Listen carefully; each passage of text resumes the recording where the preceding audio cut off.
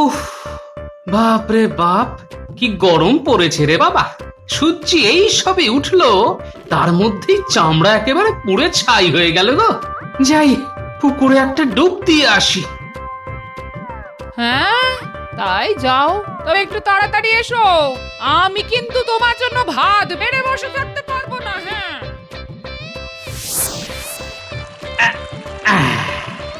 জল দেখেই লোভ হচ্ছে, মনে হচ্ছে জলেই ডুবে থাকি। আচ্ছা লোক তো, গেছে তো গেছেই, ফেরার নাম নেই। এদিকে ভাত জুড়িয়ে গেল যে।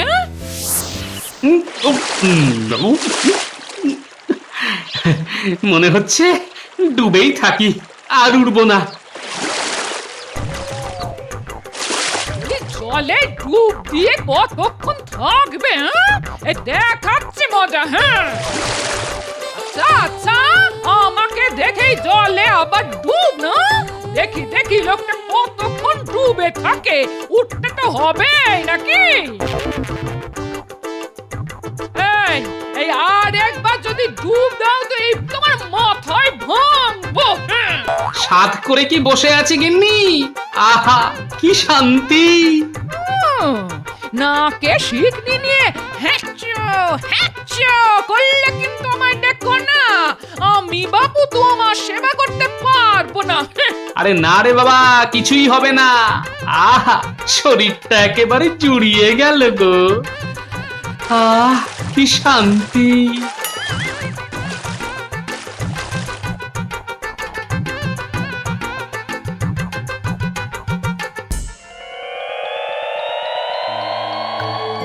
কি ব্যাপার, গোপাল এত দেরি করছে কেন? আজ যে আমার খুব জরুরি মন্ত্রণা ছিল। শুভ কার্যে দিল তো বেটা হাঁচি। মহারাজ, আজ আর কোনো মন্ত্রণা হবে না, হলেও তা শুভ হবে না। মহারাজ, এগুলো সব কুসংস্কার, মানার কোনো মানে নেই। হ্যাঁ,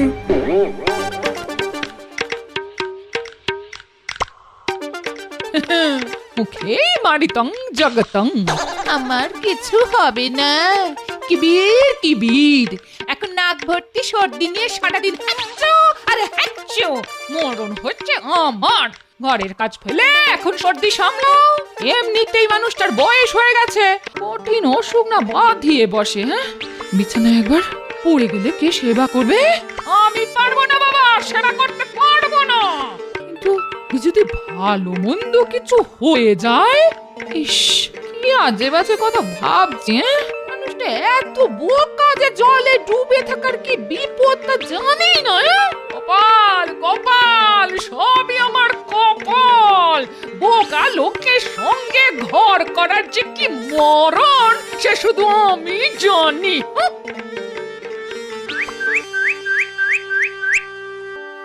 এ আমার কি হলো? সাতটা জাহাজ একটার পর একটা ডুবে গেল। এখন তো আমার বেঁচে থাকার কোনো মানে নেই। আমি কর্পদক শূন্য। একমাত্র উপায়, যদি কৃষ্ণনগরের রাজা নির্দিষ্ট সময়ের মধ্যে কিছু স্বর্ণমুদ্রা আমাকে এনে দিতে পারে। কিন্তু পথ যে দুর্গম। চোর ডাকাতের ডেরা পার হয়ে কে আসবে এখানে? জানি না, আমি আর ভাবতে পারছি না। আসলে একটা খুব দুরূহ কাজে বর্ধমানে কিছু মোহর পাঠাতে হবে। তবে রাস্তা বড় দুর্গম, চোর ডাকাতের উৎপাত। কেন মহারাজ, ও হঠাৎ করে বর্ধমানের মহারাজের কাছে মোহর পাঠাতে হবে কেন? তার রাজকোষ কি শূন্য হয়ে গেছে নাকি? আরে না না, বর্ধমানের বণিক সুদত্ত খুব বিপদে পড়েছে। তার সপ্তডিঙা সাগরে ডুবে গেছে। সুদত্ত এখন কপর্দক শূন্য। তার মহাজনরা কালই তার কাছে মোহর দাবি করেছে, নইলে তাকে গ্রেফতার করা হতে পারে। সুদত্তর এই বিপদে কাকে দিয়ে পাঠাবো মোহর? কে সেই বীর যেই বিপদ সংকুল পথে যাবে বর্ধমানে? ভালো কাজে লোক পাঠানো হবে, তাতে হাঁচি দিল গোপাল। ওকে রাজসভা থেকে বার করে দিন মহারাজ। হ্যাঁ, আমি কি তোমার বুদ্ধিতে চলবো? তোমার বুদ্ধি আমার যে কোনো গাধার থেকেও কম। চুপ করো। এখন কাকে পাঠাই তা নিয়ে আমার মাথা একেবারে গরম হয়ে যাচ্ছে। কেন মহারাজ? সেনাপতির মতো সাহসী মানুষ থাকতে আর কার খোঁজ করছেন আপনি? মহারাজ, আপনি ভগবানকে পাঠাচ্ছেন না কেন মহারাজ? ও আপনার কোন কাজে লাগে? আচ্ছা, আপনি কি বলছেন মহারাজ? রাজ্যের মন্ত্রী যাবে মোহর নিয়ে? হ্যাঁ? আচ্ছা। একটা কথা বলি মহারাজ, মানে বলছি ডাকাতের হাতে যদি আমার মৃত্যু হয় তবে যে রাজ্য মন্ত্রী হারা হয়ে যাবে। মানে মন্ত্রী ছাড়া রাজ্য কি চলবে? কে আপনাকে বুদ্ধি দিয়ে সাহায্য করবে মহারাজ? আচ্ছা। দেখলেন দেখলেন মহারাজ, প্রতিটি কথায় কেমন হাঁচি দিচ্ছে গোপাল। এটাই যদি ওর কাজ হয় তবে ওকেই পাঠান না। নাপিতের ছেলেকে রাজসভায় স্থান দিয়ে কি যে উপকার আপনার হয়েছে কে জানে। মহারাজ, কথায় কথা বাড়ে। আপনি যদি আদেশ করেন আমি যেতে রাজি। যদি শহীদ হই তবে গর্ববোধ করব। তবে আমাকে কাবু করার সাধ্য ভগবানেরও নেই। হ্যাঁ, এই আমি বলে রাখলাম মহারাজ। সাধু সাধু গোপাল, আমার রাজসভায় অন্তত একজনের তো দেখা পেলাম যে কোনো কাজেই ভয় পায় না। এতদিনে ভগবান মুখ তুলে চেয়েছেন রে ঘটা, নইলে আমাদের ডাক পড়ে। তা যা বলেছিস বটা, হ্যাঁ, নতুন মন্ত্রী এতদিন আমাদের ডাকেনি, ব্যাস ভাড়ার শূন্য হয়ে গেছে। এবার ভগবানের ইচ্ছে যদি যদি ভালো মৌকা মারতে পারি তবে বেশ কয়েকদিন চলে যাবে। কি বলিস বটা? তার বলতে রে ভাই।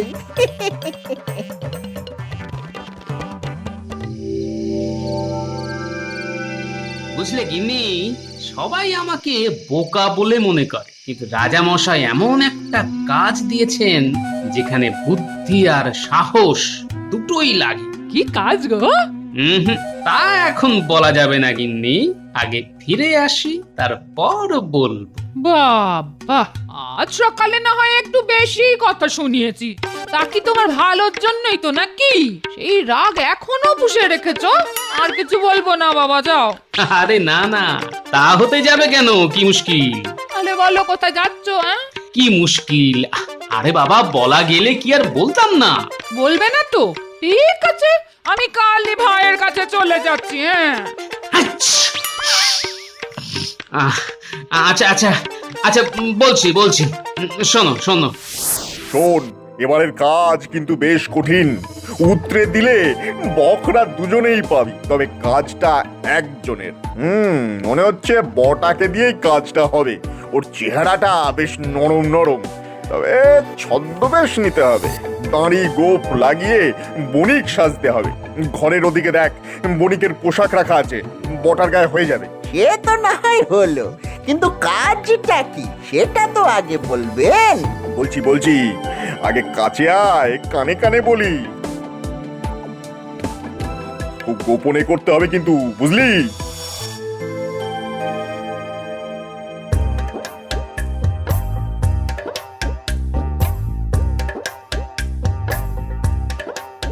বাহ, চমৎকার রাস্তা তো।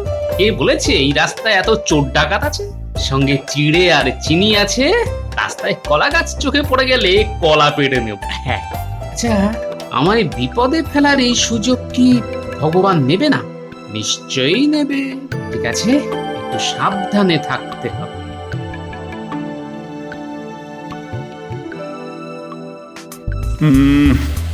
গোপালের জন্য ভারী দুশ্চিন্তা হচ্ছে। চোর ডাকাতের হাত থেকে ওই রাস্তায় কেউ আজ অব্দি রেহাই পায়নি। তা গোপাল কি পারবে? পারবে না যে তা তো আপনি ভালো করেই জানেন মহারাজ। না পারলে কি হবে? বড় জোর সহস্র মোহর চুরি যাবে। এ তো মহারাজের কাছে সামান্য অর্থ। এ তুমি কি বলছো মন্ত্রী? গোপাল তোমার সহকর্মী, তার জন্য তোমার চিন্তা হচ্ছে না? চিন্তা কেন হবে? চিন্তা কেন হবে? ওকে তো আপনি জোর করে পাঠাননি। আরে গোপাল মোহরের লোভে নিজে থেকে যেতে রাজি হয়েছে। আমার তো সেখানেই চিন্তা, গোপাল ওই মোহর নিয়ে লোপাট না হয়ে যায়।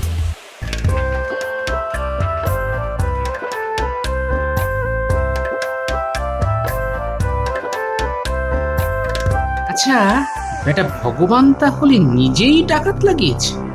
বেশ এবার জমবে খেলা। এই পথে তুমি কোথায় যাচ্ছ? তুমি কি বণিক? হ্যাঁ ভাই, আমিও বণিক। তুমি? আমি প্রখ্যাত বণিক বটকেশ্বর দাঁ। আমার সপ্তডিঙ্গা আছে, সপ্তডিঙ্গা বর্ধমানে ফিরছে। কি নেই তাতে? রেশম, গালিচা, মশলা, মসলিন, আপেল, আঙ্গুর সব পাবে। তবে কি জানো তো, আমার আর ধন দৌলতে মন নেই। এখন তীর্থস্থান দর্শন করে বাকি জীবনটা কাটিয়ে দিতে পারলেই বাঁচি। ও তা তোমার পরিচয়টা তো জানলাম না। আমি ভাই কাঁচকলার ব্যবসা করি। বিভিন্ন প্রদেশে কাঁচকলা বেচে পেট চালাই। অদ্ভুত, তুমি কি বর্ধমান যাচ্ছ কাঁচকলা বেচতে? না না, কিনতে। আসার সময় যদি দেখা হয় তাহলে তোমায় অতি উত্তম স্বাদের কাঁচকলা খাওয়াবো। হ্যাঁ, তোমার তো যে কোনোদিন চাকরি চলে যেতে পারে, এখনো কিছুই কামাতে পারলে না। বলি, চাকরি চলে গেলে আমরা খাবো কি? তার কোনো ব্যবস্থা ভেবেছো কি? এত বোকা আমার ভেবো না কিনি। সব ব্যবস্থা হয়ে গেছে, আর দুদিন অপেক্ষা করো। এবার যা বুদ্ধি খাটিয়েছি না, তুমি রানীর মতো সারা গায়ে সোনার গয়না পরে পাঞ্চি ববে আর দাস দাসীদের আদেশ করবে। রাখো তোমার আদিক্ষেতা, সামান্য একটা নাম থেকে কবজা করতে পারলে না। তুমি আসলে একটা অতি নির্বোধ লোক। তুমি যাই বলো না কেন, আমার কত বুদ্ধি তা আমি জানি। ঠেস দিয়ে কথা না বলে এখন যা বলি তা করে ফেলো। জিনিসপত্র গুছিয়ে ফেলো, হাতে মাল এলেই রাজ্য ছেড়ে পালাতে হবে একেবারে অন্য রাজ্যে। মহারাজ আমাদের কোনো খোঁজই পাবে না। ভাই কাঁচকলা বণিক, তোমার খিদে পায় না? অন্ধকার তো ঘনিয়ে এলো, আমার কিন্তু খুব পেয়েছে। আমি কিন্তু দিনে কিছু খাই না, আজ তো খাবোই না। বড্ড ধকল গেছে, ঘুম পেয়ে গেছে গো। ঘুম পেলে ঘুমিয়ে পড়ো। সত্যি বড্ড ধকল গেছে আজ। দাঁড়াও, আমি তোমার বিছানা করে দিই। দেবে? তা দাও। তোমার কি দয়ার শরীর গো। তবে তুমি তোমার বিছানা না করে আমার বিছানা করলে সেটা আমার পক্ষে খুব অপমানজনক হবে। আগে তোমার বালিশ বিছানা পাতো, তারপর আমারটা পাতো ভাই। হ্যাঁ ঠিক আছে, আমি আমাদের দুজনের শোয়ার জায়গাটা করে দিচ্ছি।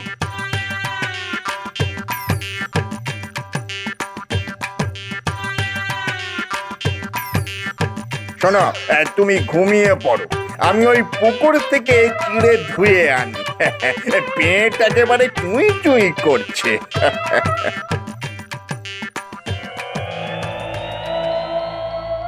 সেই কখন বেরিয়েছে গো লোকটা? বলে পেটে কিছু পড়লো কিনা জানা নেই। জঙ্গলের রাস্তায় যে একটু ফলমূল পেড়ে খাবে সে বুদ্ধিতেও তো কুলোবে না। সঙ্গে যে খাবার দিয়েছি তা খুলেও দেখবে কিনা কে জানে। আশেপাশের গ্রাম থেকে যে চারটি খাবার চেয়ে নেবে সে বুদ্ধিও তোর ঘটে নেই। কি করি? ও মা, হ্যাঁ তো ওই জঙ্গলে তো শুনেছি বাঘও আছে। হ্যাঁ, চোর ডাকাত তো ছেড়েই দিলাম। ওগো, তুমি ফিরে এসো, আর কখনো তোমাকে গাল বন্ধ করবো না গো। আমার কি হবে গো? আমি বিধবা হয়ে যাব নাকি গো?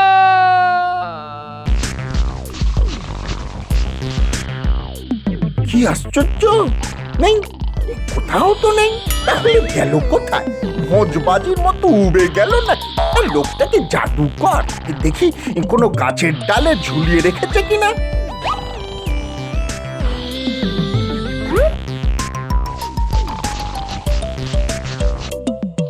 আমার এত কষ্ট সব চলে চলে গেল, ভগবানের কাছে মুখ দেখাবো কি করে?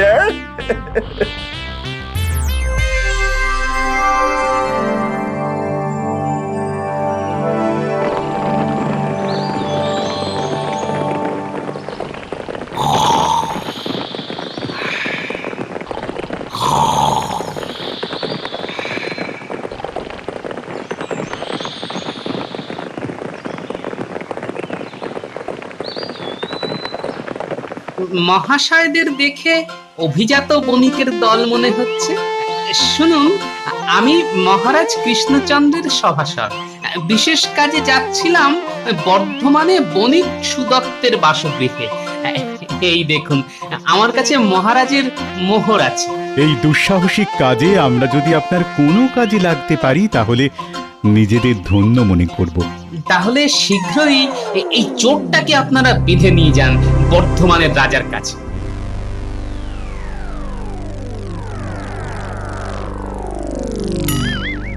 মহাশয়, আপনার ধনুরত্ন কিছু চুরি যায়নি তো?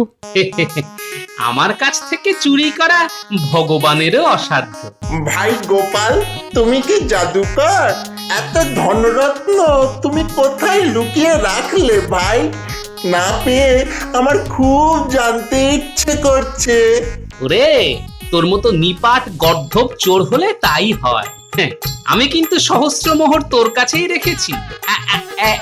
এই দেখ, চোরকে কখনো নিজের ঘরে চুরি করতে দেখেছেন মশাই? হ্যাঁ, বটা আমার বিছানা, বালিশ, ছোলা, এমনকি গাছের ডাল পর্যন্ত তন্ন তন্ন করে খুঁজেছে, কিন্তু ভাবেনি আমি তারই বালিশের তলায় মুদ্রা লুকিয়ে রাখতে পারি।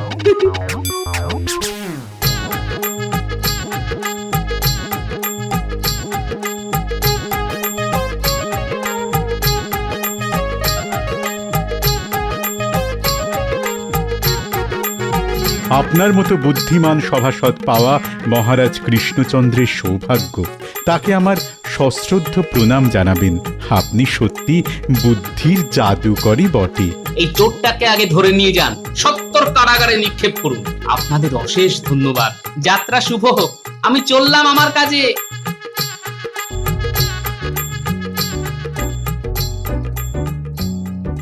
সকাল হয়ে গেল, এখনো কেউ এলো না। এখন উপায়, আর একটু বেলা বাড়লেই তো দল বেঁধে সবাই আসবে। তখন কি হবে? কে বাঁচাবে?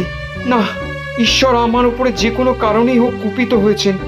না হলে আমার এত শক্তিশালী সপ্তডিঙা এভাবে ডুবে গেল, আমাকে নিঃস্ব করে দিল।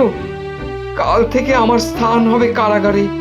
আমি বণিক সুদত্ত এখন রাস্তার ভিখারি। হায় ভাগ্যের কি করুণ পরিহাস!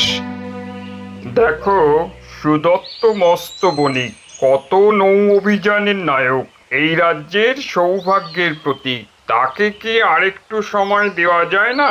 এত তাড়াতাড়ি সে এত স্বর্ণমুদ্রা পাবে কোথা থেকে? না না না, এভাবে সুদত্তকে বাড়তে দেওয়া ঠিক নয়। সে এত কম দামে জিনিসপত্র দেয় কি করে?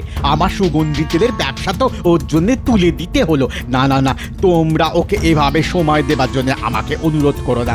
তোমরা কি করবে আমি জানি না, তবে আমার দেনা তাকে শোধ করতেই হবে, তার যেভাবেই হোক। একটা কাজ করা যেতেই পারে। এখন ধন সম্পত্তি বলতে ওই বসত বাটি, হ্যাঁ, সেটা সে আমাদের কাছে বন্ধক রাখতেই পারে।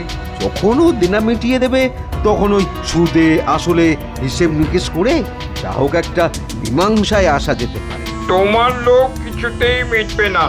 এত ধন সম্পদ তুমি রেখে যাবে কার জন্যে? তিনকুলে তো কেউই নেই।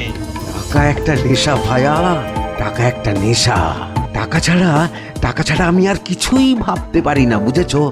মাঝে মাঝে বেশি রাতে যখন কেউ থাকে না, তখন ওই মোহরগুলো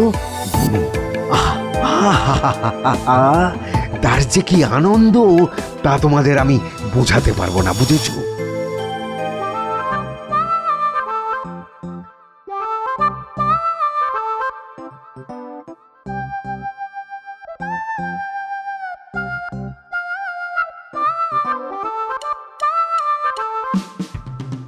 বাহ, এ তো চমৎকার নগর। কত লোক। এখন সুদত্ত বণিকের বাড়ি চিনব কি করে? ওই যে একজন আসছে, ওকেই জিজ্ঞেস করি। মহাশয় নিশ্চয়ই এই নগরের বাসিন্দা? আগে হ্যাঁ, তা আপনি কি এই নগরে প্রথম এলেন? কাউকে খুঁজছেন নাকি? আগে হ্যাঁ, আমি বণিক সুদত্ত মশাইয়ের বসত বাটি খুঁজছিলাম। তা আপনি কি জানেন তিনি কোথায় থাকেন? আরে, তার বাড়ি চেনে না এমন লোক এখানে কেউ নেই। এই যে, সেটাই তার বাড়ি। ধন্যবাদ ভাই। না, আর কোনো আশা নেই।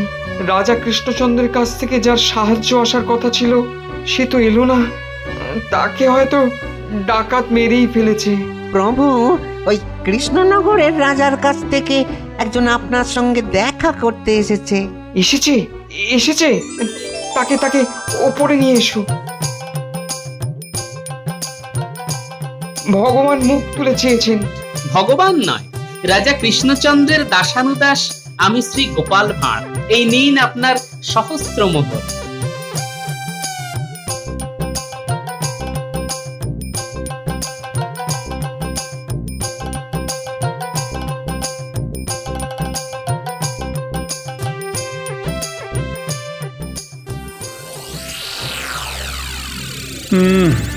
গোপালের গোপালের তো এতক্ষণে চলে আসার কথা না। বড় দুশ্চিন্তা হচ্ছে হে সেনাপতি। ও ও, হ্যাঁ, গোপাল গোপাল তুমি ফিরে এসেছো। আহা, এতক্ষণে ধরে প্রাণ এলো। তা সব কাজ সুসম্পন্ন হয়েছে তো? আগে মহারাজ, ভগবানের কৃপায় তা হয়েছে বটে। আমি মুখ্য সূক্ষ্ম মানুষ, নাপিতের ছেলে। তবে একটা কথা মানি, বুদ্ধিং যস্য বলং তস্য। জয় জয় গোপালের জয়। তোমাকে আটকানো ভগবানেরও অসাধ্য।